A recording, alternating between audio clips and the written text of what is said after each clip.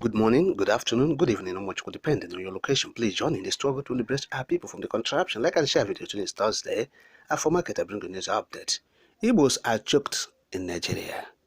But be firm, courageous, and continue to move forward.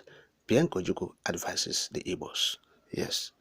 Now, the wife of the former Biafran warlord, Dim Chukwemeka, Bianca, is saying, ndị Igbo, they have been marginalized in Nigeria. They have been choked up. They have been persecuted. But they said, look, ndị Igbo should continue to be firm, courageous, and continue to pursue their ambition and aspiration. Yes. She said, in certain infrastructure development, the Igbos have been marginalized.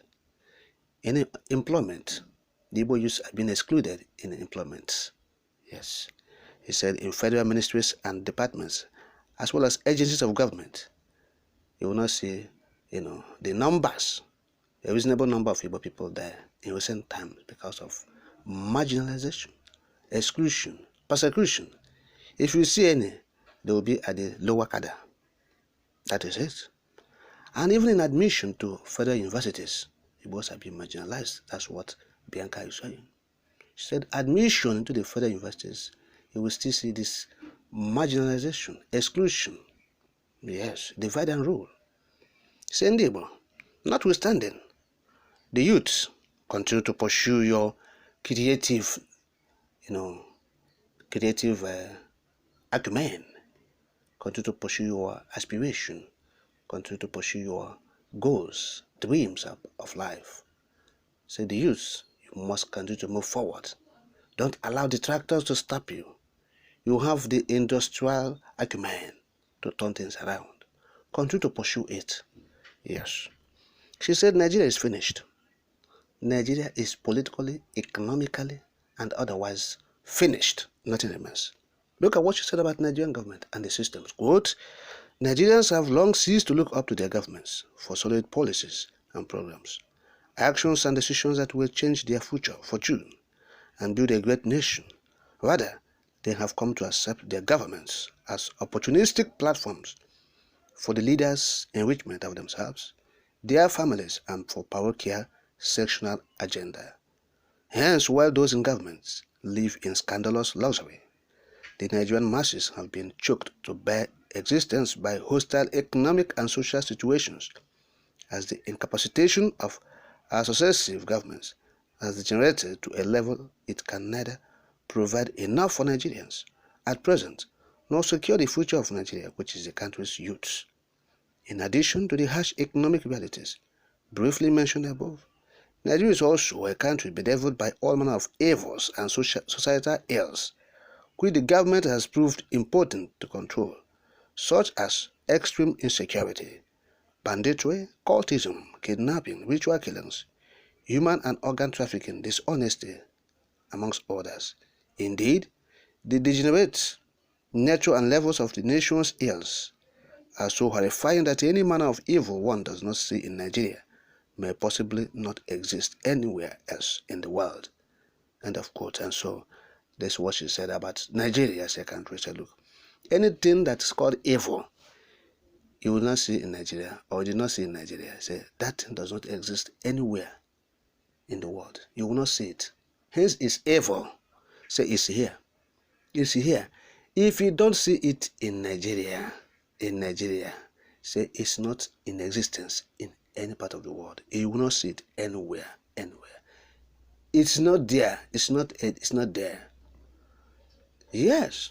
So, what's the solution? Bianca Ojukwu did not actually provide sustainable and lasting solution to all this. Yes, she said, youths, continue to aspire for dreams and your industrial acumen. Where? In Nigeria. It's not possible. The country that kills dreams and aspirations, the country that stifles people's progress. So how are you going to develop in Nigeria? Nigeria has killed dreams of many youths, thousands of youths, millions of them. Yes, destroyed their future and their ambition, stifled. Yes, they have stalled the progress of many young people. So there's nothing one can do in Nigeria to achieve success as long as you're youth. You are struggling and struggling in such an environment that have no assistance or aid to the young people to grow. Nowhere. The government of the elderly. Yes, for the rich, for the affluent, for the political class, the political elites. So it's not for the youth, for the ordinary people, the common man, nowhere. So the solution is within our horizon, and that is for people to go their separate ways. Allow the Biafrans to go, and it must happen. The youths, you have to embrace your freedom by joining the bandwagon of freedom fighters, those who fight for freedom.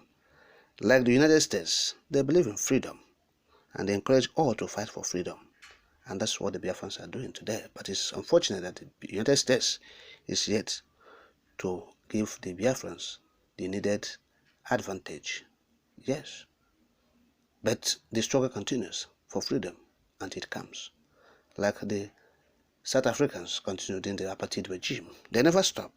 Even when the wars were looking the other way around, they continued until the time of liberation comes, and it happens. So the Igbos will continue, and that is to call on the youths who have been devastated by the harsh economic realities of Nigeria, yes, to join in the call for referendum.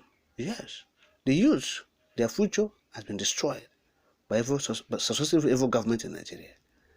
They are called, it's a clarion call for them to join, to liberate themselves. That's the only way, like Bianca Ojukwu have said.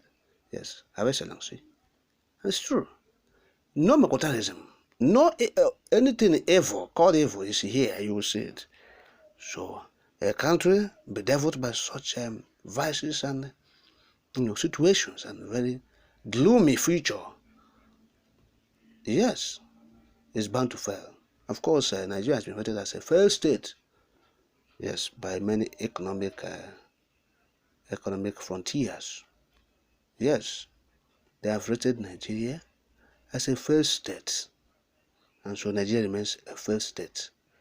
What remains is for the country to go in tatters, that people will go their separate ways. That's what is remaining. So for this country to move forward again is impossible. It will not happen. Yes, because those who are leading the country, they are not interested in making sure that the country moves forward. Nigerians, they were electing their leaders about a year ago. They were suffering, going to the polls. They want to make a change. Is there any change? No, after 1 year. They suffered and they went to the polls. They say, they were campaigning, running from helter-skelter, from this to that, from pillar to post, saying they want to make a change. Where is the change? The House of Rep members, did they change? The senators, where is the change? They allowed Tinubu to approve 350 million naira car for them, bulletproof car, each person 350 million car. Is that the change? The governors, is there any change? The ministers they appointed, is there any change? The Minister of Humanitarian Affairs, stealing 350 million, 500 and something million naira. Yes, in collaboration with the Minister of Interior. This one and the one where they don't see you, the one where they never see plenty. 6 months into government. Now anybody change? Nowhere. Things are getting worse. See the inflation is getting rising. Unemployment rate rising since the election. So what is the change? Where is the change? This thing will not. There won't be any better thing happening in this country. Prices of goods and commodities are rising on the daily. See, so what is the change? Where is the change? Brothers and sisters, let's tell ourselves the stark reality and truth. There won't be any change positively. It will get worse. Yes. So it's better to join forces, join hands